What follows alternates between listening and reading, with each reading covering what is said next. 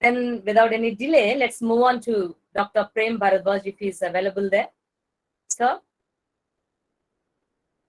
Dr. Prem Bharadwaj, are you ready with your presentation, sir?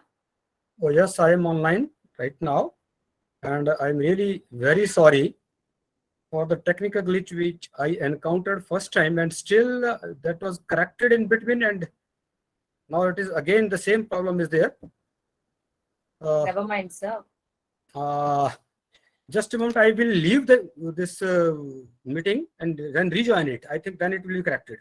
Yes, sir. Yes, sir. It was just suggested by Dr. Sylvester, right? Yes, sir. Participants, please bear with us. Sorry for the inconvenience.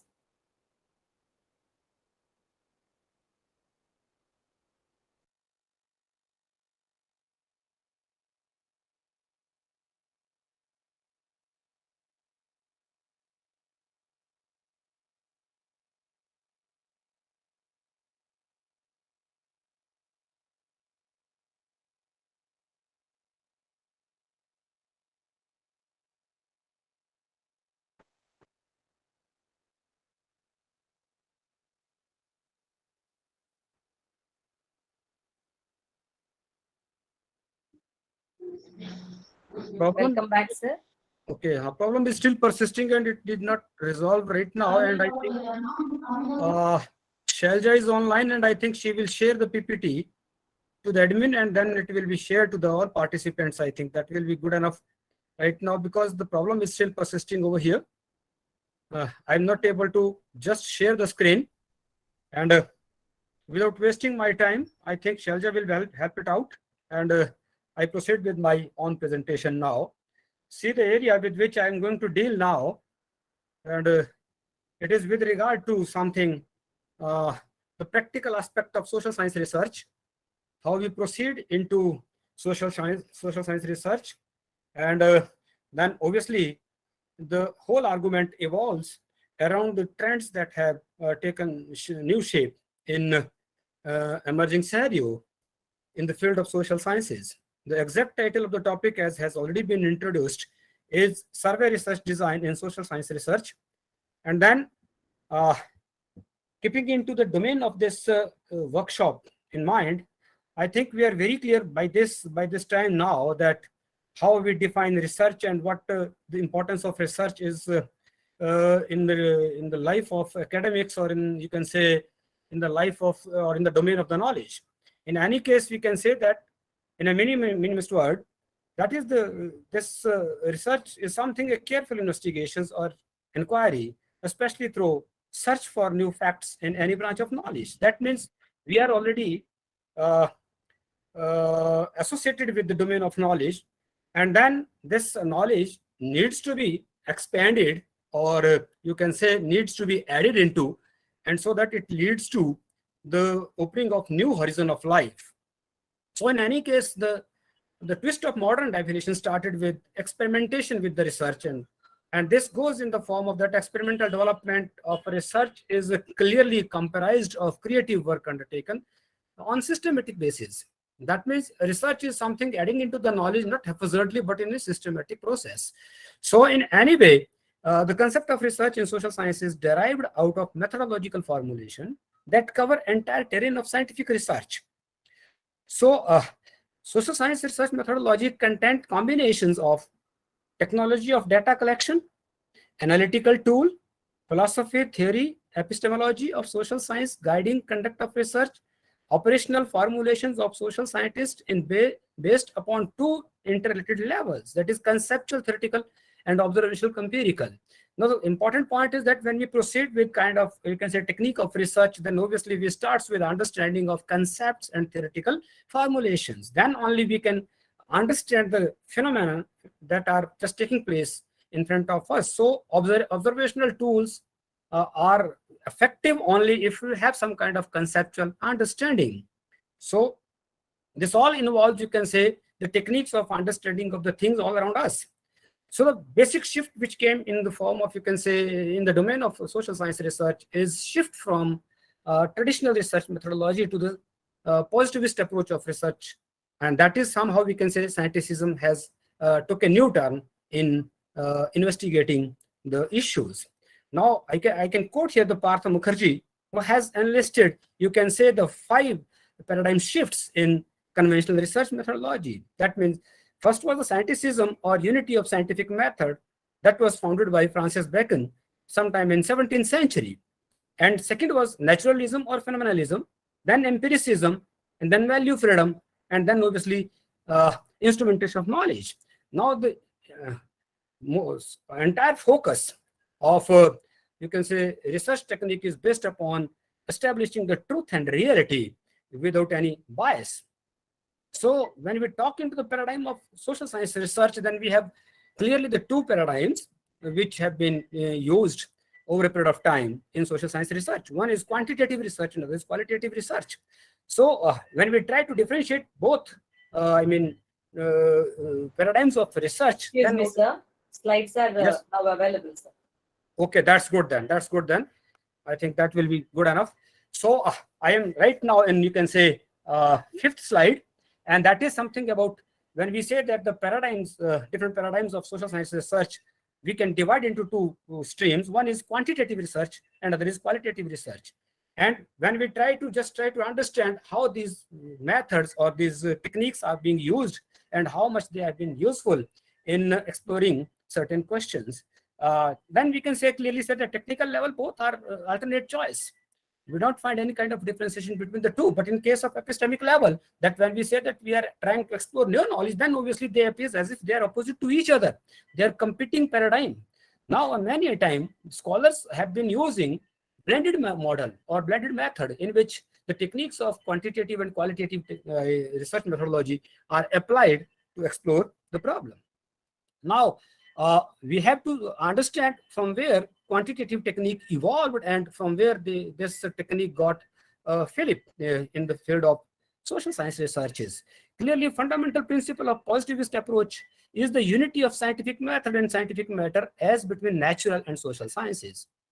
Then positivist tradition is mainly focused around maintenance of value neutrality and unbiased relationship with object research. The quantitative method characterized with statistical and mathematical mode of investigation. Empirical research in social science research proceeds in a variety of settings, context of claims, and experimental strategy of inquiry. See, the most important point here is that entire this the quantitative methodology is derived by the movement of positivism, which clearly started with Auguste Comte's thesis. And that led to a new, you can say, technique of research into it. Why I just pondered upon this quantitative and qualitative dichotomy of research. This is clearly before coming to survey research design. We have to understand from where the survey technique evolved in social science research. And now just coming to the, you can say, how this quantitative technique is conducted or is adopted. Now see, we have, you can say, quantitatively, that means quantification of data, or you can say certain variables are to be quantified so as to arrive at genuine conclusions, or so as to derive kind of a relationship among different variables. So while accessing to this data, we can say that we have 2 forms of data. One is the primary data, that is primary quantitative research methodology is being used, in which very clearly researcher, the whole exercise of researcher is to just collect the data himself or herself. The second is secondary quantitative research method, in which the data devised or developed by somebody else, or that is already archived somewhere in, you can say, libraries, or is in public domain, that is there to investigate through that, either to validate that data or then to approve or disapprove that data. So that is, you can say, the methods in quantitative research. So in types of techniques used in quantitative research methodology, we have 4 categories or 4 types of researches. We have been using a technique, survey research technique, on which I am going to talk right now, and I am proceeding with it. Then correlation research technique, and that clearly identify in terms of the relating the different variables together to identify certain kind of real combinations of the impact or implications. Then causal comparative research technique, and that involves clearly cause and effect relationship, which is obviously derived by the pragmatist, positivist approach. And then experimental research technique, in which we can clearly identify that we control certain variables in desired direction, and then to get certain kind of results. Generally in survey research technique, this controlled experimentation is not possible. It is not being used. survey research a quantitative module. Now we have to understand survey research has come up as, you can say, simply a technique, a method through a quantitative module. The survey research design is a quantitative methodological pursuit derived by empiricist tradition founded by John Locke. Obviously, this is something we can say that took a new turn in European investigation after, you can say, reapplication of Aristotle's model of investigation.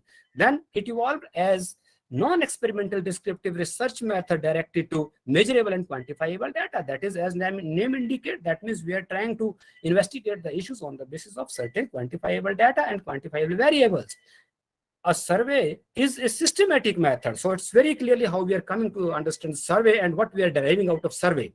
Then survey is systematic method as a primary step for gathering information from entities for purpose of constructing quantitative descriptions about attributes of larger population of which entities are member. Now the question is that we are conducting survey within a particular universe, and that is defined here as a population. And then entire population is not to be investigated or is not to be put into the frame of survey. We all know that we adopt certain kind of techniques that is called sampling. Everybody knows. Now surveys are about gathering information that reflect population's attributes, behaviors, opinion, beliefs that cannot be observed directly. So we can say that there are certain plain statements based upon certain hunches. Say we are traveling in some kind of, you can say, open place and then generalizing the thing all across the, you can say, what is happening all around us. This is something which is generalized based upon certain hunching, not on scientific inquiry. So in any case, the basic impetus is just to validate the statement or just to validate the phenomenon and understand the phenomenon in real sense. And that requires some kind of, you can say, understanding or understanding of the variable relationship in terms of a real sense. And then quantification of this data helps us in and coming to general conclusions. Now, how did this survey research evolve in the domain of social science research? And obviously, it started in 19th century. Some kind of experiment took place in Western systems. First was in 1817, International Survey of Education System, 1890, Stanley Hall Survey of Children, 1907. And then obviously this technique was adopted rigorously to understand the impact of the World War I and World War II. That means impact on civil society. And then this got absolutely new dimension when private business institutions or business houses entered into the research field, and obviously increased this in the use of quantification of data or survey technique increased tremendously in post-war period in using survey techniques for enhancing their interest. The whole sphere of survey research took new dimensions obviously during past 60 years, obviously with the emergence of new internet technology or IT sectors, which evolved over the use of computers and then obviously networking. This gave new directions to this. Now, what are the different kinds of research design that are being used at current level? We can just have classification of different research designs. For instance, we start with, you can say, descriptive survey, which have, you can say, two categories. One is cross-sectional survey, very popularly. That means the information generally obtained at one point of time through interview or mailed questionnaire is cross-sectional study, and it is not time-bound, time-specific. Then second is longitudinal study, and these are specific studies, and these are determined on the basis of, you can say, the period of time. At what point of time the survey is being conducted, and number one, and number two, who are the people from where the data is being taken. Now, this constitutes of three subcategories. One is trend, other is cohort, and third is panel. Now, the trend clearly indicates that it is a survey of same population at different point of time. So, you mean to say that the universe of investigation, where we are starting to understand the phenomenon, is, you can say, similar or same. That is the same only. Then, in case of cohort study, it is same population, but obviously the sample study may not be, is always different, and then the time is also, you can say, population each time sample survey is different. That means the people from where the data is collected is not the same. Then a third is panel. Panel is something that is a various point of time we are taking the data, but from the same respondents. So this is something we are longitudinal in the term. That means we are dividing we are collecting the data from certain sections of population, or you can say sampled groups of the people. Then second is sample survey, deals with only fractions of total population that everybody knows. Then field studies, obviously one needs to understand these are concerned primarily with the process and patterns under investigation of single group, family, organization, or community. Then case study of persons usually refer to intensive analysis of single instance of phenomenon being investigated. These are the case studies in social sciences. We have been using these case studies for understanding particular phenomena in particular settings. Then combined survey and case studies. These are survey methodology which are combined with the study of specific cases to illuminate relationship, first portrayed in the correlational pattern and then interpreted through case studies. Then sixth is prediction studies. That means from where we derive certain kind of inferences. That means one of the beauty of, you can say, survey technique is that it is able to just predict the phenomena to some extent. It aims to estimate in advance a participation level of individual performance in given activity. Then controlled experiment. For instance, we can say laboratory conditions, then natural experiments and field experiments. Laboratory condition investigator creates a situation with the exact condition wanted and in which he or she controls some or and manipulate other variables. Though this is very rarely being used in social sciences because most of the variables are not in control of the researcher, and so it's very difficult. Many a time we have seen that variables sway even researchers altogether. So it's very difficult to control the variables. So in controlled conditions, social science or survey research cannot be conducted. Then natural experiment researcher capitalizes on some ongoing changes in normal community settings and studies their effects in an experimental design. And then field experiment involves manipulation of conditions by the experimenter in order to determine causal relationship at the field level. So purpose of survey research design. What is the basic purpose of all this research design we have been doing? See, the first purpose is to provide scheme for answering the research questions. That is very clear that we are trying to investigate certain issues with which the society or the people are encountering, and that is these are called research questions, and obviously we try to get answer or resolve the questions or these queries. Second is survey researches are a good choice to find out characteristics, preferences, opinions, or beliefs of group of people. We try to understand how people are behaving. What are the choices and preferences of the people? What is the belief system of the people? This is, you can say, a very good technique with the help of which we can understand the mindset of the people. So third is, it maintains in controlling to avoid bias that may affect the outcome of the study. Then the most important question, that means many a time, why qualitative research techniques were targeted by the quantitative technique practitioners. Reason was very clear that on many accounts we said that qualitative research techniques are fully loaded with the biases. But we can understand that this question was addressed clearly by applying, you can say, scientific tool. That means at least when we say that we have a very genuine data which is free from any kind of biases, that is, you can say, free from any kind of prejudices. And so that's the most important beauty of this survey research, is that it leads to, you can say, bias-free studies. Then it organizes the study by following the systematic plan of investigation so as to arrive at genuine and convincing conclusions. So it systematizes the plan. What is survey research? It is nothing. It is simply a systematic plan of research and investigations of the issues, and with the help of which the people or researcher are able to come to genuine conclusions.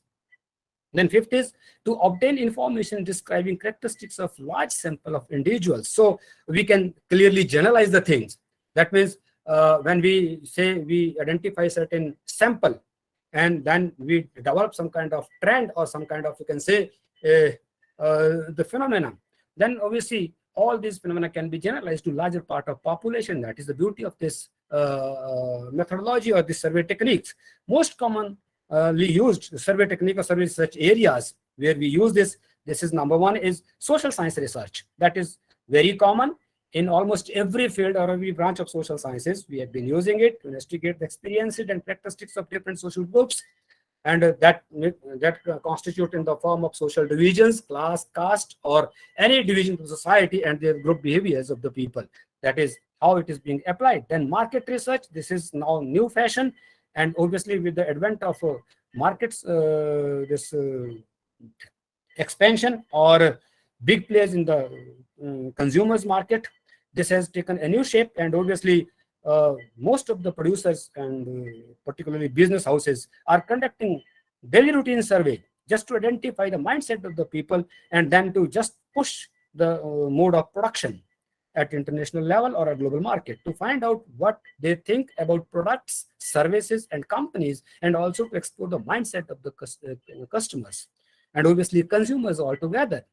Health research, this is also very, very useful, and you can say that many health practitioners, doctors have been using this to get data from patients. And obviously it is with regard to the symptoms and treatment, and it also helps in devising some kind of treatment methodologies and techniques in particular disease or particular problems. Then political research, obviously this is also very, very fashionable, and most of you must be very, very conversant how public opinion is being built.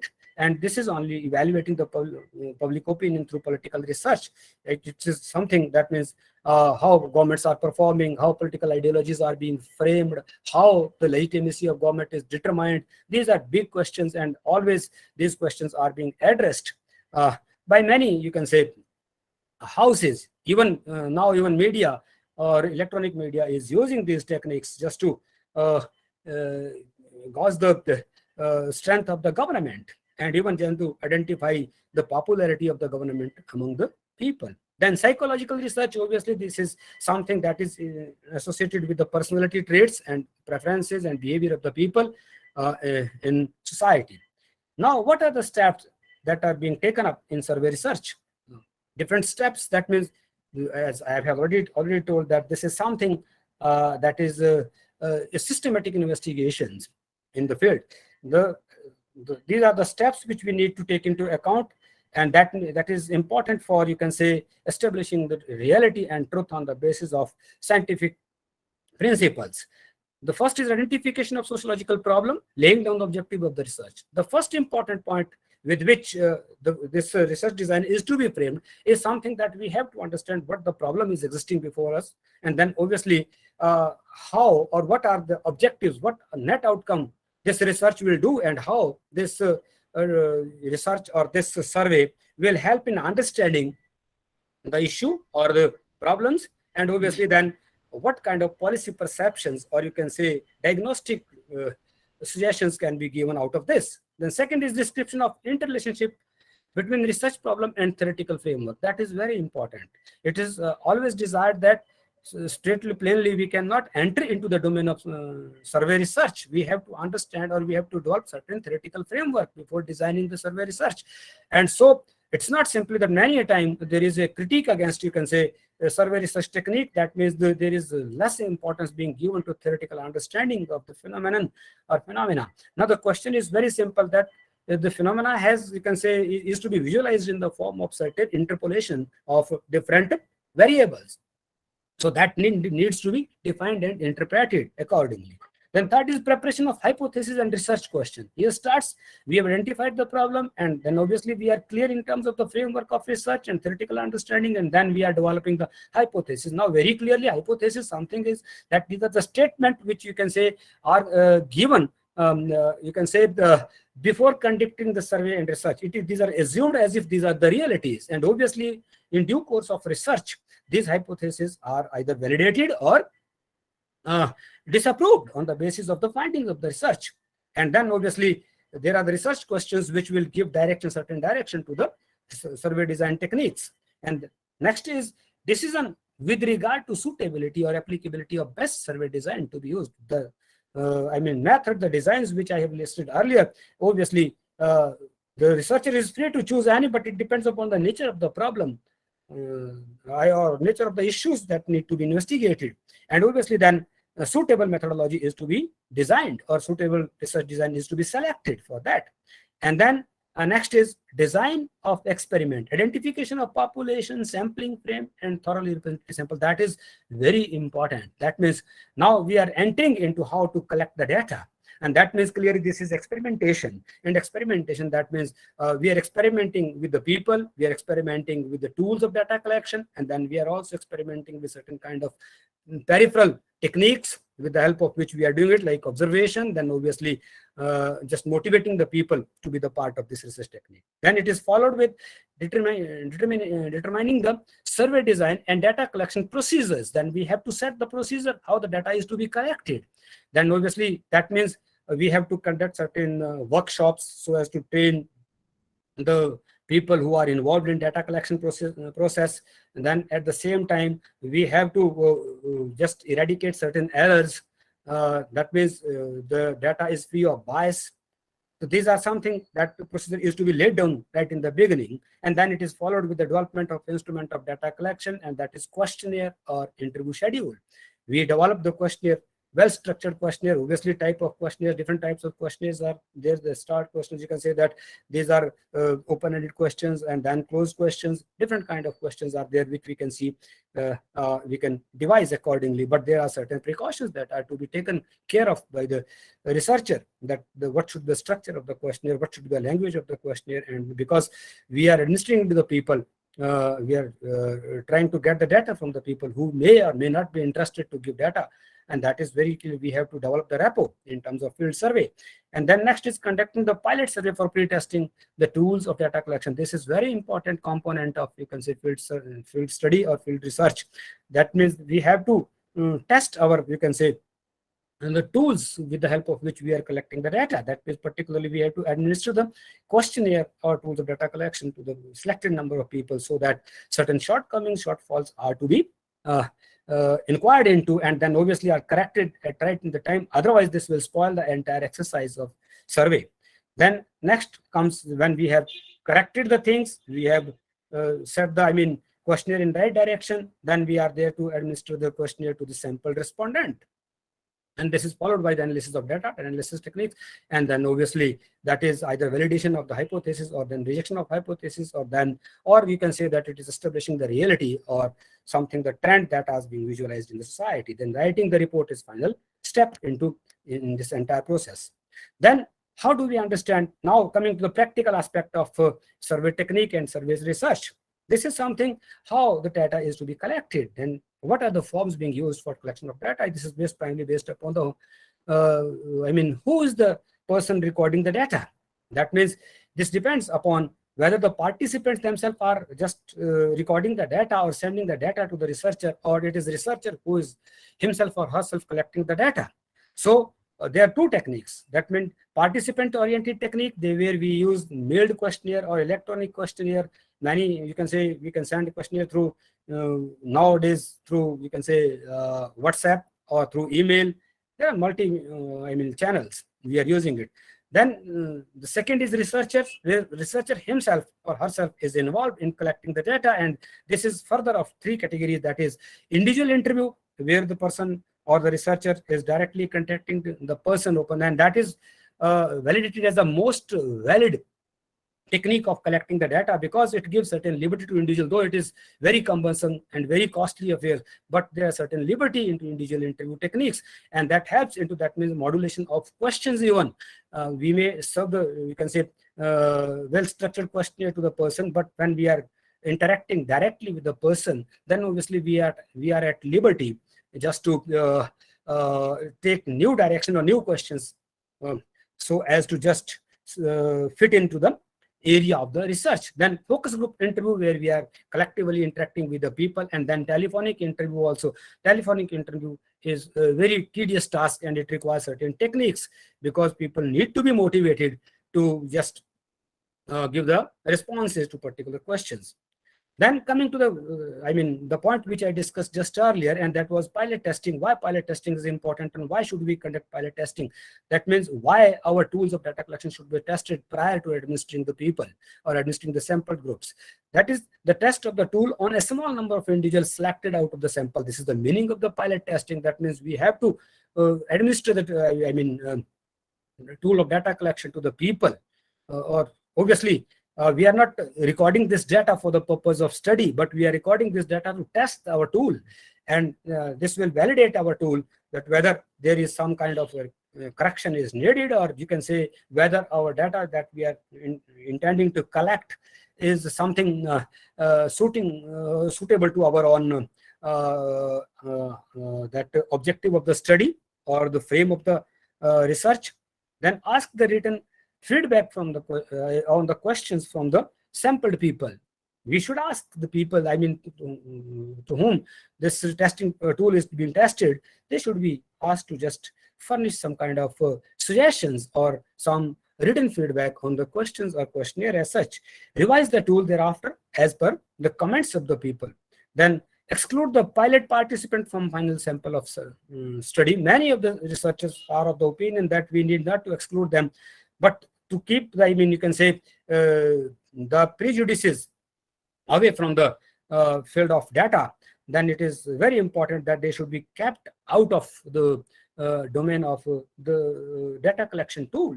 Why it is so, or they should be kept out of the sample? It is so because otherwise they will be responding to the question on the basis of preconceived biases. And so genuine data can only be acquired when the respondent is, you can say, new or is new person. Then next is the test if the survey design method being used is going to meet the objective of the research. This is also to be tested when we are doing pilot survey.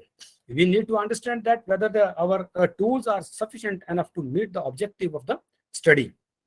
So this is where we have to understand now how to design the interview survey. What are, I mean, points to be taken into account? What are the things to be kept in mind? For example, number one, the interviewer should maintain neutral stance during interview. That is most important questions. Many times we have seen that interviewer or the person who is seeking the data is either loaded with the preconceived biases or is having some kind of belief and some kind of, you can say, imposition on the respondents, and then motive or influence the respondents for taking certain choices in terms of questions. That is biggest challenge in survey technique. And the interviewer should always try to maintain neutrality. That means he should keep out of the, you can say, the domain of the choices of the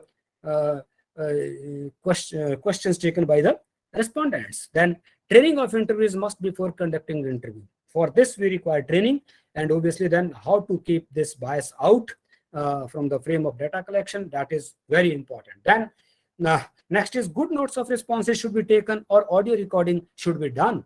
That is very important because we have to tabulate the data, and then we have to generalize the things for the larger part of population, and for this we required well recorded data, and that the help of, you can say, audio recording system can be done. This is only possible, you can say, in case of interview or personal interview or individual interviews, and then also in case of telephonic interview. But obviously this recording must be done with the consent of the respondents. You cannot simply record information without having the consent of the respondents. Then obviously telephonic interview guide must be developed before conducting telephonic interview, because this is something very cumbersome, and obviously this is sometimes we can say that it's very difficult to keep the people motivated to stay online, and then motivate them to be engaged in entire research process. Then next is, you can say, this entire research design technique is also loaded with certain kind of errors, and these errors needs to be taken into care. And then obviously we have to try, or researcher has to try, just to keep this error away from, you can say, influencing the net outcome.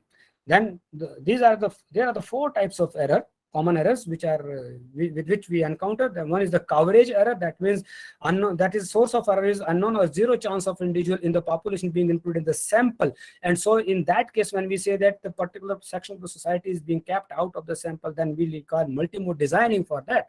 So there are certain solutions for these errors. How can these errors be minimized? And then next is sampling error, and this is the biggest error every time. And many times we have seen that how to build a sample and how to, you can say, select the sample out of the population or the universe. And then that is a big challenge, because many times we have seen that multiple techniques are being used for the sampling the people. So in any case, individual included in the sample do not represent the characteristics of the population generally. So this is that means very clearly many times researchers have been selecting or shortlisting the respondents on the basis of certain conveniences or biases, or you can say suitability to the research area. So For suitability terms, we can use the purposive sampling, but in case of keeping, you can say, every chance of respondent or population individual in the population to be included into the sample is, I think, through systematic random sampling. That is very important. So the diagnosis for this is clearly identify population interest. First of all, we have to understand the structure of the population of the universe, their interest, and obviously then divergent forces. How to recruit the people, what are the different identity factors that we have to take into account, then so as to just randomize the people in accordance with the certain variables. Then measurement area. These are the questions instrument do not accurately reflect the topic of interest, and questionnaire interview schedule do not evoke truthful answers. That is very important. So that is most, you can say, very prudent attempt is to be taken to structure the questionnaire in such a way that we are able to just acquire or just to get truthful answers from respondents. Otherwise, this will just keep, you can say, very important factors out of the domain of the study. Then how to just eradicate this error? This is valid, reliable instrument, pre-testing of question, user-friendly graphics, and visual characteristics. These are to be taken into account while conducting the research. Then non-response error. This is also a very, very big problem nowadays. And obviously, when we are using, you can say, distance mode of administering the questionnaire to the respondents, then you can say the quantum of the people who are not opting to give response is very large and very high. What we need to do, that means user-friendly survey design is to be structured, and then obviously follow procedure for non-respondent is to be adopted so that people are just motivated to record their responses. Generally, we say that in personal interviews or individual interviews, it is 100%, you can say, response recording. But in case of mailed interviews, or you can say, that means postal mail interview system, with that we are, you can say, we sometimes consider 50% of responses even genuine enough. That means sufficient enough. In such case, we are very sure that we have to enlarge the, you can say, size of the sample so as to just avoid any kind of misinterpretation of data in at, you can say, analysis level. Then advantages of survey research technique. What are the advantages? How it has helped in progress of social science, and then at least how it has helped in adding into the domain of knowledge. How much it is reliable to continue with this technique and methodology. One is the purposeful explanation of phenomenon. That is very interesting, that society is to be understood certain concrete formulations. So concrete formulations, that means survey technique helps in just devising concrete understanding of phenomenon. Then useful in researching relationship among various phenomena. Now that is very important. They are not only, you can say that one phenomenon is influencing other phenomenon and multiple phenomena are working simultaneously, and then we have to understand implications or influences of one phenomenon over the other phenomena. That is very important. This survey technique is very useful in understanding this interrelationship of various phenomena. Then, if based on representative sampling, the results are generalizable to population. This is most beautiful thing.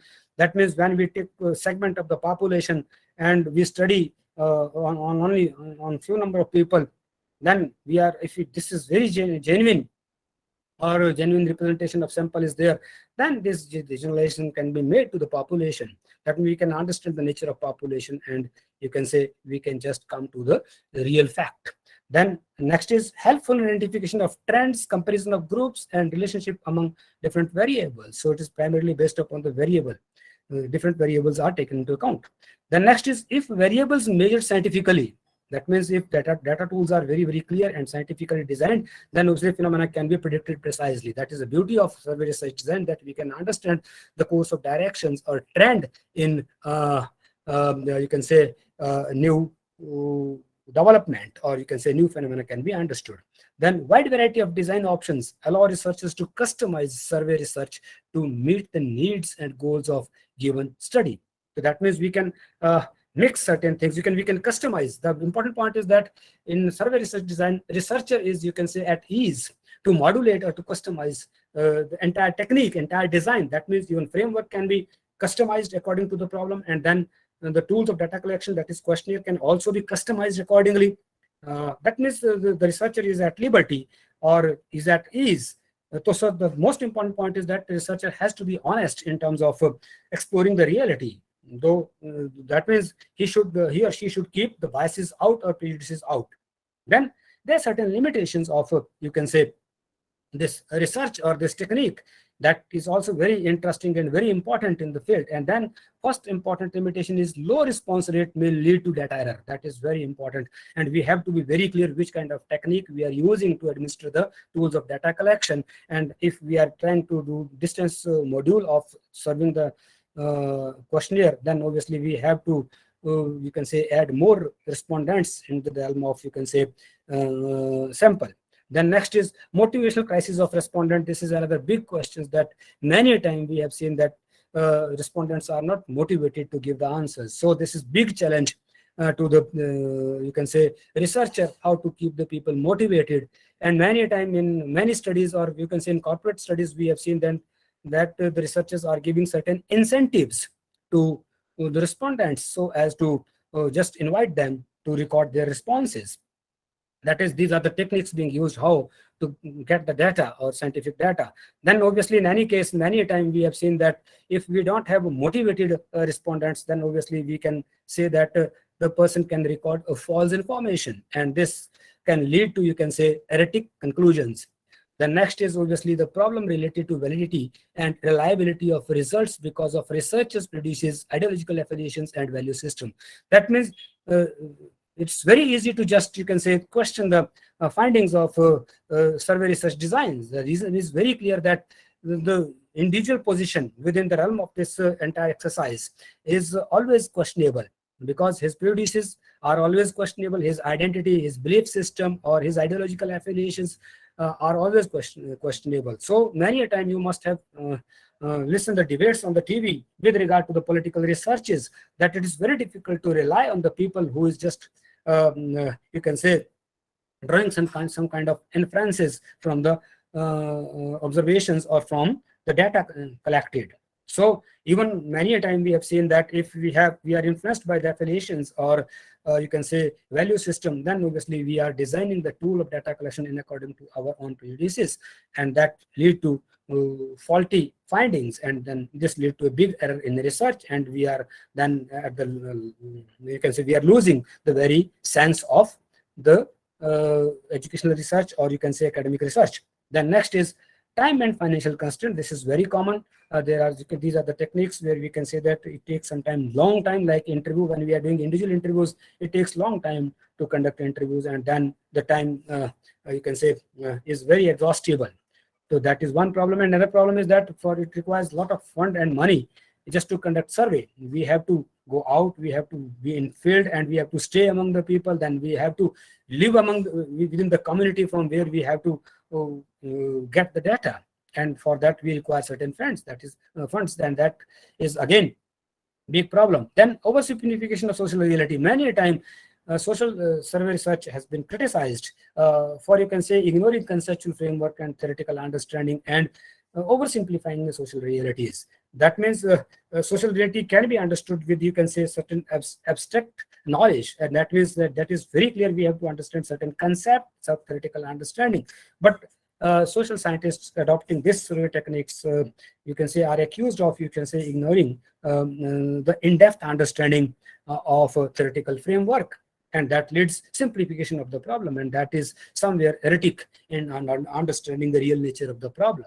And then conceptual superficiality that I have discussed right now, and then perception error. That means that is very clear that many of the things which are derived out of the perceptions, that means mostly relying on self-reported data, which means the respondent tell that what they believe or what they have experienced is true. That most important point is that whatever the information the person or respondent is recording is really a very genuine information. That is always challenge to the individual, and because individual or the person who is the part of sample is always under certain influences, and these influences are of multiple nature. That means in social sciences, interrelationship of the groups is very complex, And then the loyalty of the people towards, you can say, ideals and ideas, ideological formulations is, you can say, always controversial. So that is very difficult just to find out that how much reliable the self-reported data is, because every respondent is always saying that whatever he has seen or whatever he has experienced is the real. And that is the big challenge to researcher, how much he is going to interrelate. How this problem is resolved. This is many a time when we conduct the survey research, then we try to design the question in such a way where the smartness of the respondent is caught within the, you can say, the nature of the responses one is giving to the questions. So that is where we need to understand. That is, I think I have made my point. Thank you very much while listening me patiently. Thank you. Thanks a lot. And I thank organizer for giving me this opportunity.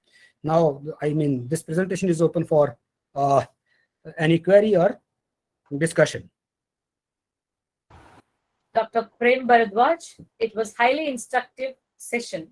You made us comprehend the difference between quantitative and qualitative research and a blended method, and highlighted the developments took place in survey research and its techniques. Hope this talk would benefit our researchers to choose the suitable methodology for their research. Now I leave the floor open to all the participants. If you have any queries, you can directly interact with the resource person by unmuting yourselves. Good evening, sir. Good evening, Shobha. I'm Shobha. Yes. Sir, my doubt is among the different forms of data collection, can we have a combination? Like, suppose if my respondents are 100, can I take a 50 individual interviews and 50 mailed questionnaire like that? Can I do like that? Then, okay, that's very interesting question. Can we blend the methods or tools of data collection? See, the very important point is that we are seeking the information from the respondents. The question is that your tools should be consistent. Your questionnaire should be consistent enough. That means when you are trying to do the interview, the face-to-face interview of few people, and you are trying to administer the same questionnaire to the person, there is no harm in it. There is no problem in it. You can, but your tools of data collection should be same. It should not be different. That means you are not administering different tool to different persons. So it should be same. You can blend the method so as to seek the information. Ultimately, the objective is just to arrive at real situation.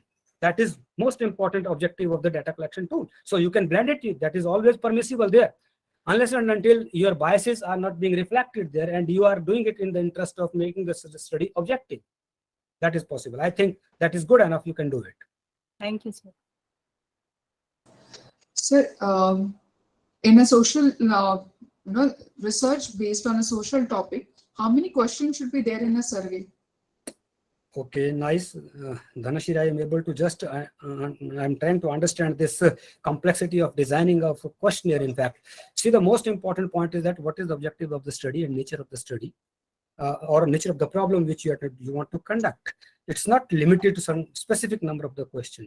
Generally, what we do when we design a questionnaire, we at least divide questionnaire into two segments. One is, the first part is about the profile of the respondents. We have to record the people whom we are asking, so that we are just trying to identify whether our sample is representative enough. That is very important. Then the second part is associated to the kind of the problem, nature of the problem or objective of the study. So in such cases, we do not limit the questions. Many times we have seen that in minor projects or minor research, we are designing the questions of, you can say, 60, 70 or 80 number of questions. Then again, big challenge for such kind of, you can say, questionnaire is that how to compile the data. Data compilation is again the problem. So when we do the pilot study, and that gives us the chance to just strengthen or you can say resize our questionnaire. The questions which are not directly suitable to our objective of the study can be eliminated. But fair enough to be very clear that your questionnaire should be in such a way that which meet the very clearly designed objective of the study. So there is no specific number of the questions that can be asked. And so many a time we can say that in political studies, if I say, it's very difficult to find out the answer of a particular question. And that is, if I ask a question to a respondent to whom you are going to cast the vote in next election, nobody will give the answer. So for this particular, query, I will have to ask 4 or 5 questions, so that we have to interrelate the responses of the 4 or 5 questions to come to a general conclusions. So that is where the nature of the problem defines the number of the questions that are to be put into the questionnaire. I think I have made the response. Yes, sir. Yes, sir. So we need to decide. Sir, I have two more questions. Is it okay to ask? Okay, yes, you're free to ask.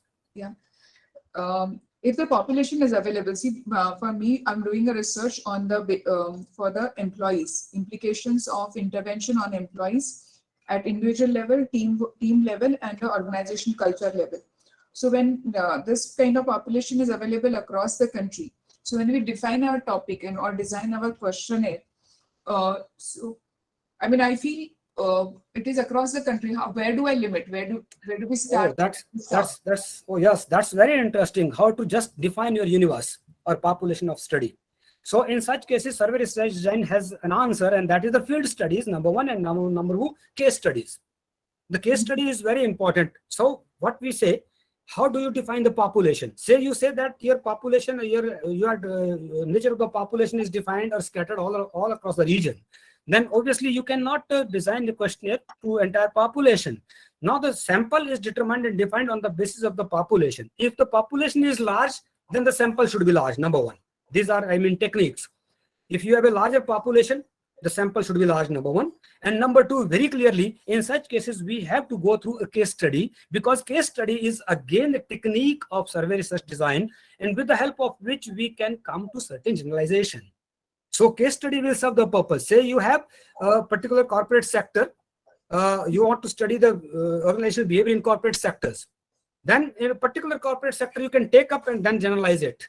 That is how this liberty is available to you. It's very difficult if you just expand the dimension of your sample, then it will be very difficult to handle the data and come to certain conclusions. So case study is the right answer for such kind of, you can say, such kind of problems.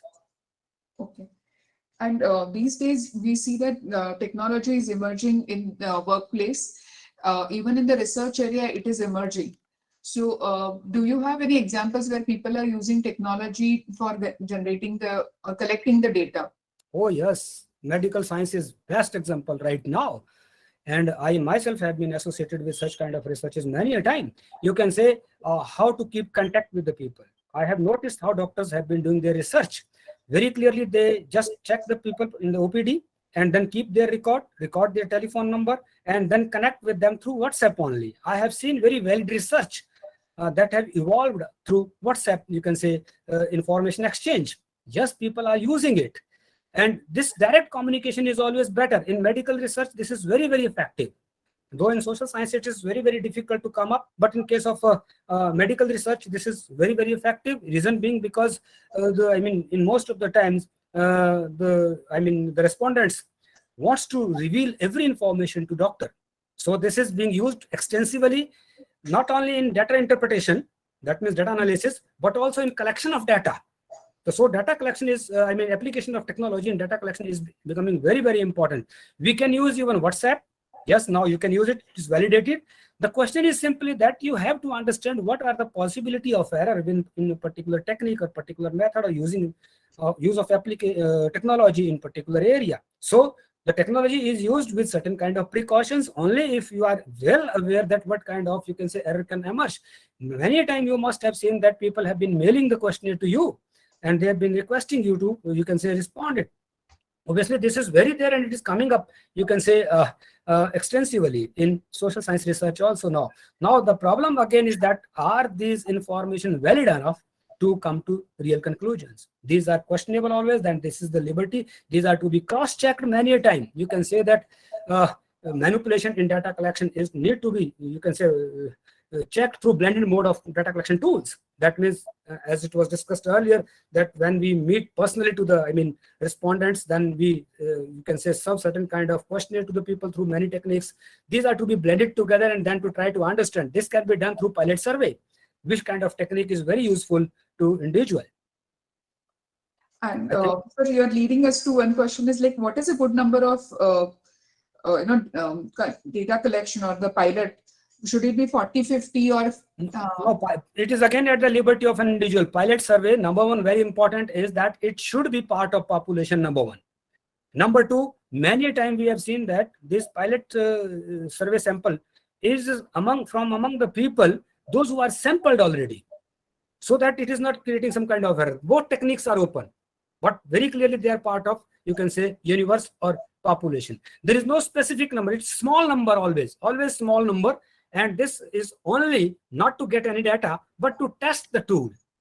So there is no fixed number. You can have 50 numbers, you can have 30 number, you can have even, that depends upon the sample size. Say your sample size or your population size is big.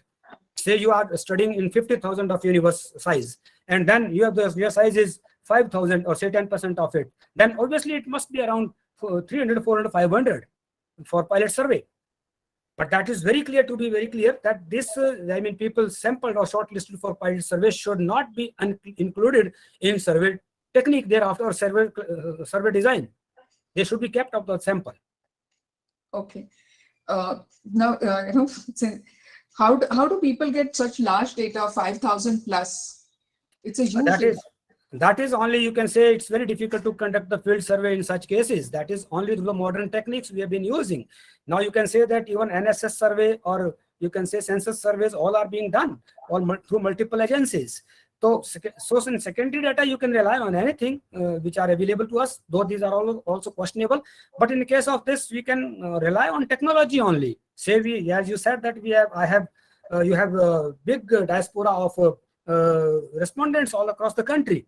And then for that, you cannot travel all across the country. And for this, you require something that use of technology is very important.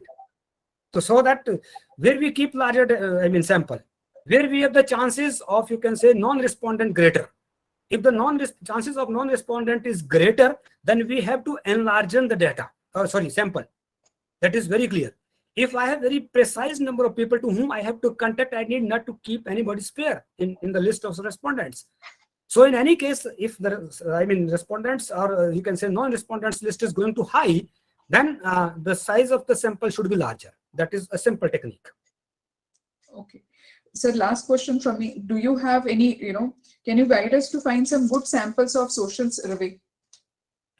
Good Any sample of social survey where we can find these kind of, previously proven good survey questionnaires which are used and are considered to be nice ones. Okay, that's good. I'll tell you simply what is survey research design. It is, you can say, defined on the basis of liberty of the researcher. Very clearly, that means you have various techniques conceptually. Sampling techniques you have designed and framed. So when we talk about the, listing of sampling, it depends upon the convenience of an individual. So I don't have right now which kind of study can be stated that on the basis of primary survey study is absolutely revealing all realities. These are the claims made by the researcher, and obviously many a time we have seen that none of the social science research, social survey research is free from errors. And it is very difficult to say errors emerge from multiple quarters. These are the sampling errors. You can say even sometimes analytical errors are there. And then obviously the tool designing error is there. So we cannot just pinpoint one research that we can say it is free from all kind of errors. So in any case, when we say that it is prerogative of an individual, that means we trust an individual that one is seriously honest in developing the knowledge and adding into the domain of knowledge without any bias. All right, sir. Yep. Okay. Thank you, sir. Hello. Are there any more queries? Yes, yeah. sir. Namaste, Prem sir. Well, I know you for a very long time. This is N.R. Gopal. Oh, nice to see you again. Good. Yes, sir. Namaste, sir. And well, I've been very seriously listening to your deliberation. I know that you are one of very brilliant brains that we have here in Himachal Pradesh. Oh, thank you. And really, and particularly, I know that you are, although from political science, but so beautifully you explained the difference between qualitative and quantitative research methodology that one is supposed to go in for.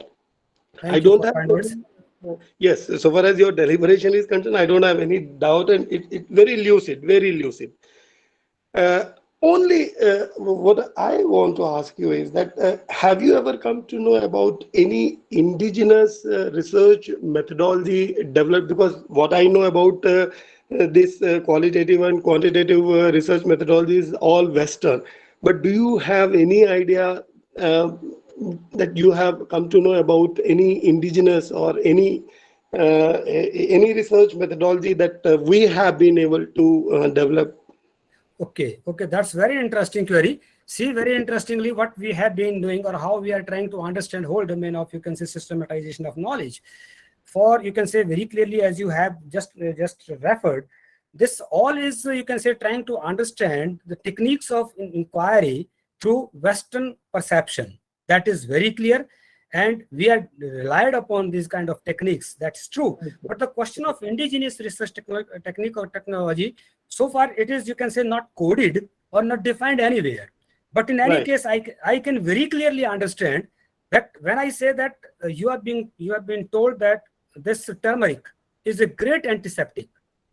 Can it be Right. stated without any kind of research? Or can it be stated without conducting research in some controlled conditions? There must have been some kind of, you can say, research technique with the help of which these truths have been established. So Right. Indian, you can say, system of exploring the reality or truth is absolutely different in terms of, you can say, one is honestly the part of nature, the way I understand the Indian way of knowledge.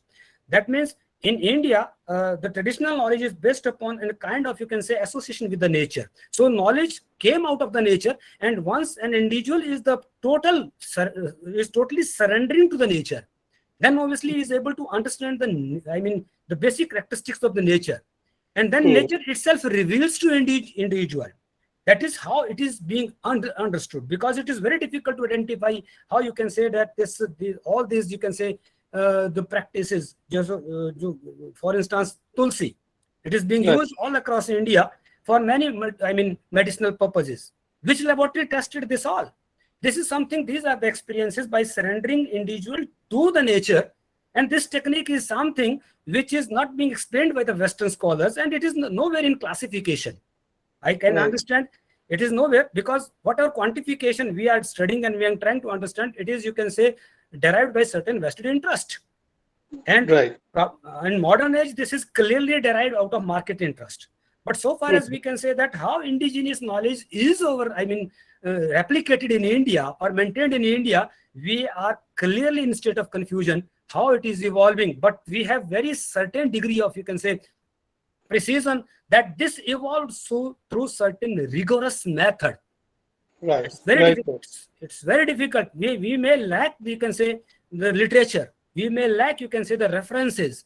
But in any case, we may not lack the reality. We have the reality that has been established thousands of years back. So in any case, I'm not simply simplifying that this is something unscientific. The Indian investigations or traditional investigations are not in any way unscientific, on the ground that we are not qualifying this truth on the basis of the standard set by the Western system or Western domain of knowledge. That's not sufficient enough. Thank you. That's Thank you how. so very much. Again, you have been very lucid and very clear also. Thank you so very much, sir. Thank you so very much. Thank you, Gopalji. This is nice to hear you. Yes, sir. Yes, sir. I Sir, think sir, one more doubt, sir. I'm Shobha. Okay. Sir, you told that we have to take a sample of 20 respondents in order to test the tool. So suppose if the tool gives us good result, can we publish it as a paper? No. To be very clear, to be very sure, the purpose of this pilot survey, what is this? It is not to get the data. Purpose of pilot survey is just to test the tool.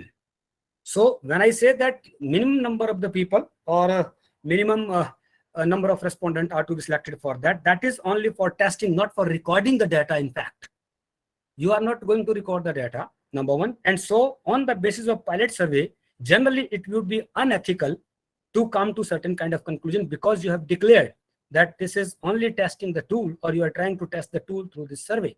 So it can't be published or it can't be recorded even. So this is not, you can say, ethical. Thank you, sir.